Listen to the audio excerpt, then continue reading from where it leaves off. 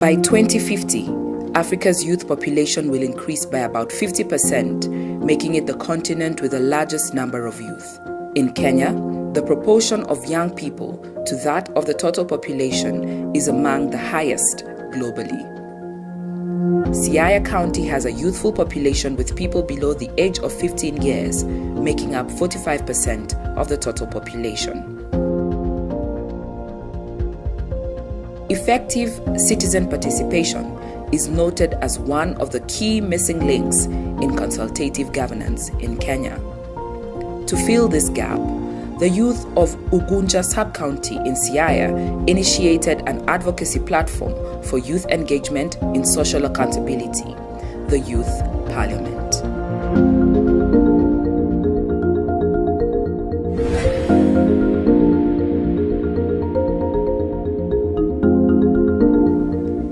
The Youth Parliament is a structured space for the youth drawn from different sectors to raise their voices on issues related to youth socio-economic development and county budgeting processes by holding sittings every 2 weeks across the sub-county.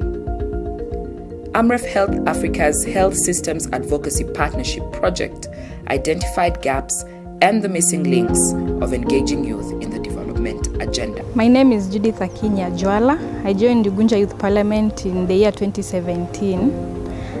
I'm a Minister for Social and Development and also representing persons with disability in the Ugunja Youth Parliament.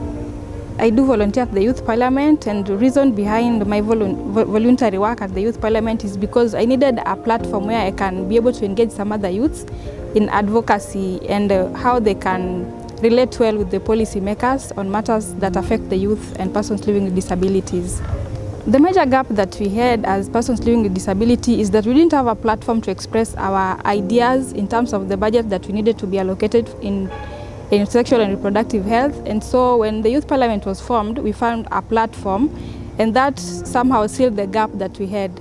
And also, one of the gaps that we had is that we had no good relations with the policy makers, and the Youth Parliament has been able to provide that solution to the problems that we used to face as persons living with disabilities. Through Ugunja Youth Parliament, persons living with disability has been able to present memorandums and petitions to the policy makers, and some of these memorandums has been implemented, and we've seen budget allocations in terms of the services that we want. We need to mobilize for more persons living with disability in order for them to speak their voice and also engage with policy makers in matters concerning services that they need to be delivered to them and in matters concerning budgets. Through coordinated, effective and objective debates, the members have enhanced youth participation in the county budget-making process through budget tracking and analysis and a structured engagement with different duty bearers. Active participation of the youth in the county budgeting processes in Ugunja sub-county and neighboring sub-counties has greatly improved through enhanced community mobilization towards public participation meetings, developing and submitting budget memoranda, conducting training on budget expenditure tracking, and general social audit on community projects and services. My name is Enoch Chiteri. Currently, I'm the Speaker of Ugunja Youth Parliament.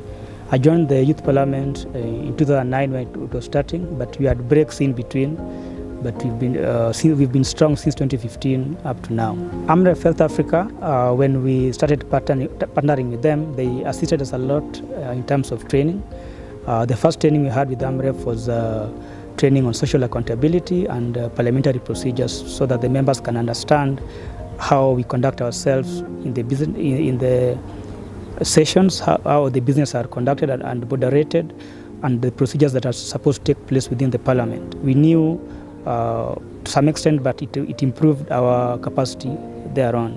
We also had a training on smart advocacy strategies on how to address our issues amicably with the duty bearers and stakeholders in our community. We've also had opportunities to showcase the successes of the Youth Parliament, local and international conferences in Rwanda and also within the country. There's been a gap which still exists some extent, gaps in enabling access of sexual reproductive health services and rights by adolescents and youth in the county. And these gaps were prominent in terms of giving a leeway to a rising number of teenage pregnancies, as well as a high rate of HIV/AIDS infections for the ages of 15 to 24. So we looked at the budgets, we looked at the prevailing circumstances, and we also did a study on the health facilities within some of the sub-counties within Siaya County, and noted with concern that youth-friendly facilities were not in good shape. Some were not there at all. The corners that were set aside for some of these facilities were not conducive for youth access and engagement. After the study, we did a consultative forum with the duty bearers and other stakeholders in the community to highlight these plights of the young people. We shared the study that we did. We also shared some of the policies that need to be followed to ensure that these services are accessed by the young people. So that's how we started to influence the health budget allocation. It's not been adequate as we speak, but at least some attention has been drawn, especially in the current budget of 2019-2020, where according to the CIDP, the county is supposed to improve or increase the number of youth-friendly facilities from 5 to 35.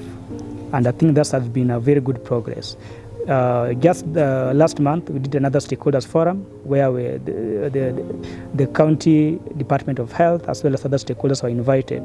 And when through this discussion, we realized the county is interested in focusing on youth-friendly services as opposed to building facilities. Ugunja Youth Parliament is keen to see that this platform is replicated in the entire Siaya County through the sub-counties as well as beyond.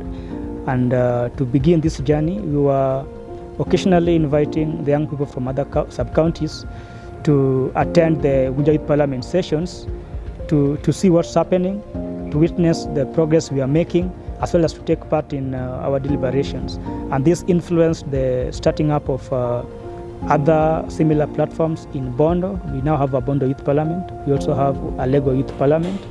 We are in the process of establishing another youth parliament in Game sub-county and another youth parliament in Ugunja sub-county. And all these things have been through the efforts of ensuring that the young people in this county have a joint voice over their issues. And we've also been able to influence the starting up of another youth parliament in Mbita sub-county in Homa Bay County, which is also facing similar challenges as the youth in Siaya County. And there's also been interest to establish similar platforms in other counties in the country, and I hope that will see the light of the day. And for sustainability purposes, I think stakeholders need to start supporting these initiatives with whatever they can, giving spaces, giving time, also once in a while giving resources that can enable the day-to-day running of the youth parliament. Ugunja Youth Parliament participated in the development process of the Siaya County Integrated Development Plan 2018 to 2022, the public participation process on the County Fiscal Strategy Paper 2018 and 2019, and the Siaya County Budget Estimates for 2018 to 2019. This was done by attending public hearing meetings and submitting written memoranda developed in the Parliament to the County Executive for Finance and Economic Planning and the County Assembly Budget and Appropriation Committee in each respective instance. My name is Daniel Labongo. I joined Ugunja Youth Parliament in 2015. Currently, I'm the chairperson of the Committee of Health, formerly the Youth Minister, the Health Minister. Ugunja Youth Parliament is an advocacy platform, and as an advocacy platform, we've done a number of things. First of all, I appreciate that through the engagement with AMREF, we've been able to have 2 multi-stakeholders forum.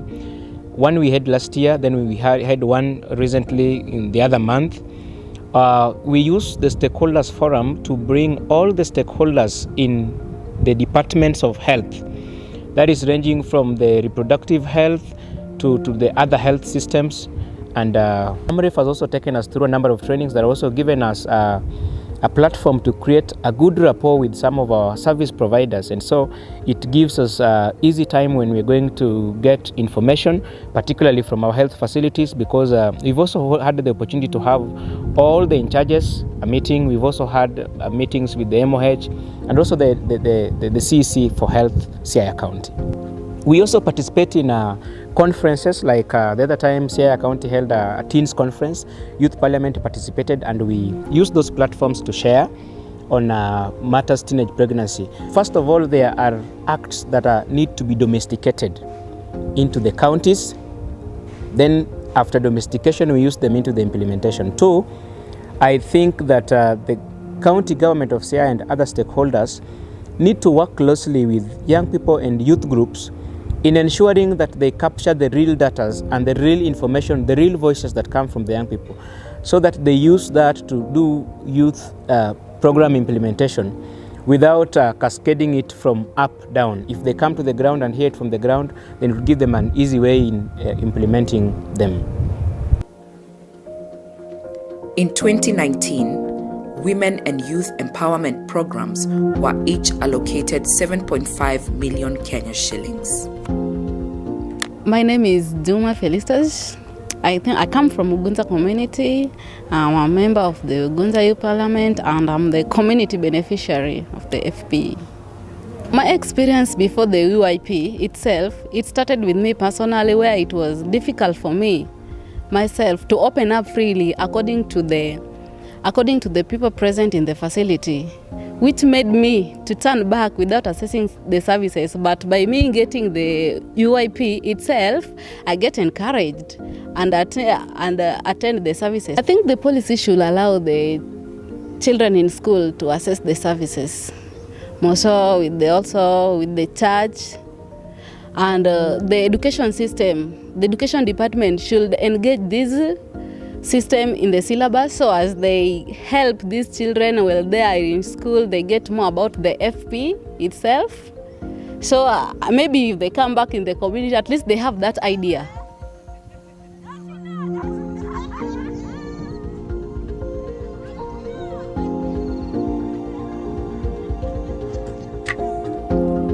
Given the importance of youth civic participation, the youth parliaments exist countrywide to help the youth become politically aware, engaged, and become responsible citizens.